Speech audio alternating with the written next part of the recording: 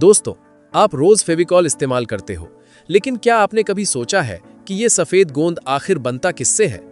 कहीं ऐसा तो नहीं कि इसमें जानवरों की हड्डियां या चर्बी मिलाई जाती हो? और अगर मैं आपसे कहूं कि इसका असली सच जानकर आप इसे देखने का नजरिया बदल सकते हो, तो क्या आप यकीन करोगे? क्योंकि आज हम आपको ले चलने वाले हैं एक ऐसी दुनिया में जहां केमिकल्स, मशीनें और हाईटेक प्रोसेस मिलकर एक साधारण दिखने वाले गोंद को बनाते हैं बेहद मजबूत, जहां हर बूंद के पीछे छुपी है साइंस और हर स्टेप में है परफेक्शन। तो चलिए जानते हैं फेविकॉल का पूरा सच, शुरुआत से लेकर फैक्ट्री तक। सबसे पहले समय में थोड़ा पीछे चलते हैं। बहुत पुरानी समय में, जब कोई केमिकल इंडस्ट्री नहीं थी, तब भी इंसान चीजों को जोड़ना चाहता था। तब गोंद बनता था जानवरों की हड्डियों, खाल और टिश्यू से। इन्हें उबालकर एक चिपचिपा पदार्थ बनाया जाता था जिसे एनिमल ग्लू कहा जाता था। मिस्र की सभ्यता में पिरामिड और लकड़ी के फर्नीचर बनाने में इसी तरह के गोंद का इस्तेमाल होता था। यानी गोंद की कहानी हजारों साल पुरानी है, लेकिन असली क्रांति आई जब केमिकल इंडस्ट्री विकसित हुई और तब बना सिंथेटिक ग्लू, जिसमें सबसे ज्यादा इस्तेमाल होता है पीवीए पॉलीवाइनल एसीटेट। यही वो केमिकल है जो फेविकॉल का मेन इंग्रेडिएंट है। अब समझते हैं फेविकॉल का रॉ मटेरियल क्या होता है। दोस्तों, फेविकॉल कोई साधारण गोंद नहीं है, यह एक स्मार्ट केमिकल मिक्सचर होता है। इसके मुख्य इंग्रेडिएंट्स हैं पीवीए, पानी और कुछ खास एडिटिव्स। लेकिन असली कहानी शुरू होती है क्रूड ऑयल से। जी हाँ, वही तेल जो जमीन के नीचे से निकलता है, उसे रिफाइनरी में प्रोसेस करके एक गैस बनाई जाती है एथिलीन, और फिर यही एथिलीन कुछ और केमिकल्स के साथ मिलकर बनाता है वाइनल एसीटेट, और आखिर में उसी से तैयार होता है पीवीए। यानी जो फेविकॉल आप इस्तेमाल करते हो वो सीधे सीधे जुड़ा है तेल से। सिंपल दिखने वाला ये गोंद असल में एक पूरा केमिकल साइंस का कमाल है।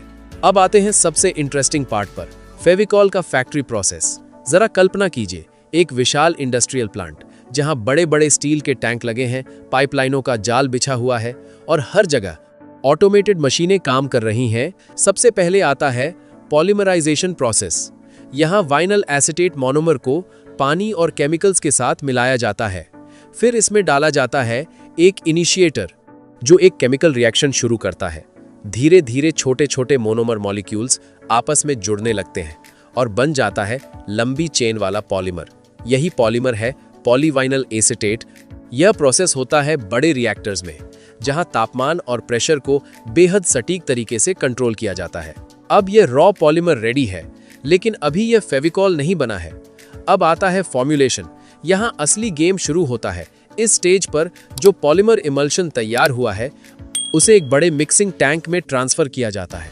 अब इसमें एक एक करके अलग अलग केमिकल्स मिलाए जाते हैं, लेकिन यह मिक्सिंग बिल्कुल रैंडम नहीं होती। हर केमिकल की मात्रा पहले से सेट फॉर्मूला के हिसाब से डाली जाती है। सबसे पहले मिलाए जाते हैं प्लास्टिसाइजर्स। ये लिक्विड केमिकल्स होते हैं जो पॉलीमर चेन्स के बीच जाकर जगह बनाते हैं। इससे होता यह है कि जब ग्लू सूखता है तो वह सख्त होकर टूटता नहीं, बल्कि थोड़ा फ्लेक्सिबल रहता है और वाइब्रेशन या प्रेशर सह पाता है। अगर ये ना डाले जाएं तो सूखने के बाद ग्लू कड़क होकर क्रैक कर सकता है। इसके बाद डाले जाते हैं टैकीफायर्स।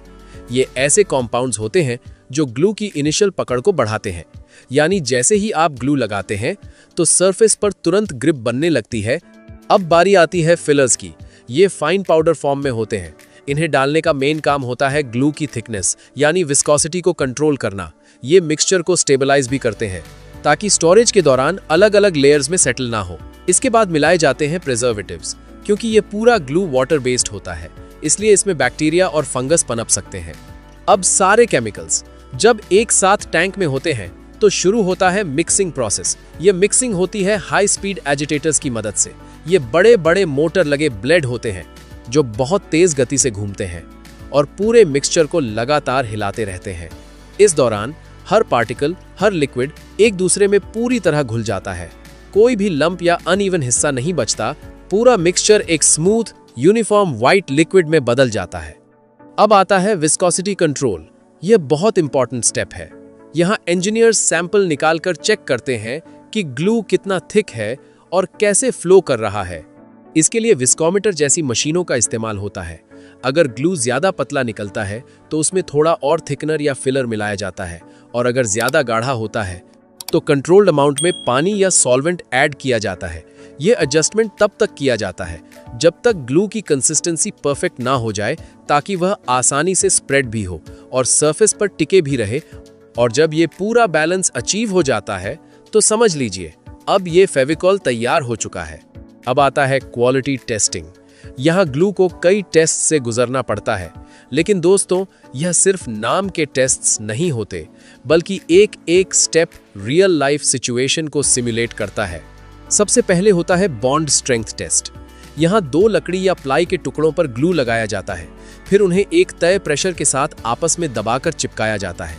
इसके बाद उन्हें कुछ घंटों या कई बार 24 घंटे तक सूखने दिया जाता है और फिर मशीन की मदद से उन दोनों टुकड़ों को अलग करने की कोशिश की जाती है। यह मशीन धीरे धीरे फोर्स बढ़ाती है और इंजीनियर्स देखते हैं कि जॉइंट किस पॉइंट पर टूटता है। अगर लकड़ी टूट जाए लेकिन जॉइंट ना टूटे तो समझ लो बॉन्डिंग परफेक्ट है। अब आता है ड्राइंग टाइम टेस्ट। यहाँ ग्लू को एक सरफेस पर फैलाया जाता है और फिर स्टॉपवॉच के साथ मॉनिटर किया जाता है कि कितने समय में यह टैकी से सॉलिड बनता है, यानी कितनी जल्दी ये पकड़ बनाता है और कितने समय में पूरी तरह ड्राई होता है। क्योंकि अगर ड्राइंग बहुत स्लो हुई तो काम रुक जाएगा और अगर बहुत फास्ट हुई तो सही बॉन्डिंग नहीं बनेगी। अब बारी आती है विस्कोसिटी टेस्ट। ये बहुत टेक्निकल लेकिन इंपॉर्टेंट टेस्ट है। यहाँ ग्लू को एक खास इंस्ट्रूमेंट विस्कोमीटर में डाला जाता है और मेजर किया जाता है कि यह कितनी आसानी से फ्लो कर रहा है, यानी ना बहुत पतला ना बहुत गाढ़ा, एकदम परफेक्ट कंसिस्टेंसी। अब आता है हीट रेजिस्टेंस टेस्ट। यहाँ ग्लू से जुड़े सैंपल्स को हाई टेम्परेचर चेंबर में रखा जाता है और देखा जाता है कि गर्मी में जॉइंट कमजोर तो नहीं पड़ रहा। फिर होता है वाटर रेजिस्टेंस टेस्ट। यहाँ ग्लूड सैंपल्स को पानी में डुबोया जाता है कई घंटे कई दिन तक, फिर बाहर निकालकर चेक किया जाता है कि ग्लू ने अपनी पकड़ बनाए रखी या नहीं। और दोस्तों सबसे इंटरेस्टिंग पार्ट आता है यहाँ एक्सट्रीम कंडीशन टेस्टिंग। यहाँ सैंपल्स को हीट और मॉइस्चर के बीच रखा जाता है, कभी गर्म कभी ठंडा, कभी सूखा कभी गीला, यानी रियल लाइफ में सालों तक जो कंडीशंस मिलती हैं उन्हें कुछ ही दिनों में सिमुलेट किया जाता है। इन सभी टेस्ट्स के बाद हर बैच का डिटेल्ड रिपोर्ट बनता है। अगर कोई भी पैरामीटर थोड़ा सा भी फेल हुआ तो पूरा बैच रिजेक्ट कर दिया जाता है। अब आता है पैकेजिंग स्टेज। यहाँ बड़े बड़े टैंकों से गोंद को पाइपलाइन के जरिए फिलिंग मशीन तक लाया जाता है। लेकिन दोस्तों यह सिर्फ साधारण ट्रांसफर नहीं होता। सबसे पहले इस ग्लू को फाइन फिल्टर से पास किया जाता है ताकि इसमें कोई भी इम्प्योरिटी या लंप्स ना रह जाएं। फिर ये कंट्रोल्ड प्रेशर के साथ स्टेनलेस स्टील पाइपलाइन के जरिए ऑटोमेटिक फिलिंग लाइन तक पहुंचता है। अब यहाँ शुरू होता है हाई स्पीड ऑटोमेशन। खाली बॉटल्स और डिब्बे कन्वेयर बेल्ट पर एक लाइन में चलते हैं। जैसे ही ये फिलिंग स्टेशन तक पहुंचते हैं, नोजल्स बिल्कुल एग्जैक्ट मात्रा में ग्लू भरते हैं, हर पैक में एक ही लेवल तक फिलिंग हो। इसके लिए सेंसर्स और वॉल्यूमेट्रिक कंट्रोल सिस्टम काम करते हैं। इसके बाद ऑटोमेटिक कैपिंग मशीन हर बोतल को एयरटाइट सील कर देती है। फिर आते हैं प्रिंटिंग यूनिट्स, जहां हर पैक पर बैच नंबर, मैन्युफैक्चरिंग डेट और एक्सपायरी डिटेल्स प्रिंट होती हैं। और आखिर में ये सारे पैक्स कार्टन्स में पैक होकर डिस्पैच के लिए रेडी हो जाते हैं। अब एक दिलचस्प सवाल, फेविकॉल काम कैसे करता है? जब आप इसे 2 सरफेसेस पर लगाते हैं तो इसमें मौजूद पानी इवेपोरेट होने लगता है और पीछे बचती है पॉलीमर फिल्म। ये फिल्म दोनों सरफेसेस के माइक्रोस्कोपिक गैप्स में घुस जाती है और जैसे जैसे सूखती है ग्रिप मजबूत होती जाती है और जितना ज्यादा सरफेस कांटेक्ट उतनी ज्यादा मजबूत बॉन्डिंग। भारत में फेविकॉल को पॉपुलर बनाया पिडिलाइट इंडस्ट्रीज ने। उस समय कारपेंटर्स एनिमल ग्लू इस्तेमाल करते थे जो टाइम कंज्यूमिंग और कमजोर था, लेकिन फेविकॉल आया और उसने पूरी इंडस्ट्री बदल दी।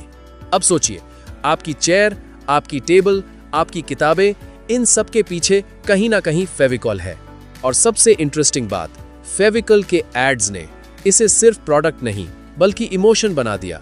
फेविकॉल के एड्स भारत के सबसे क्रिएटिव एड्स में गिने जाते हैं। फेविकॉल का मजबूत जोड़ है, टूटेगा नहीं। यह सिर्फ एक लाइन नहीं बल्कि एक भरोसा बन चुका है। तो दोस्तों, अगली बार जब आप फेविकॉल इस्तेमाल करें तो याद रखिएगा, यह सिर्फ एक गोंद नहीं बल्कि chemistry plus engineering plus innovation का परफेक्ट कॉम्बिनेशन है। अगर आपको यह जानकारी पसंद आई हो तो लाइक जरूर करें और बताइए अगली वीडियो किस टॉपिक पर चाहिए। और ऐसे ही ज्ञानवर्धक और दिलचस्प वीडियो देखने के लिए हमारे चैनल को सब्सक्राइब जरूर करें और बेल आइकन दबाना न भूलें। अब मैं चलता हूं, तब तक आप इन 2 और वीडियो को जरूर देख लीजिए। वीडियो बहुत शानदार है।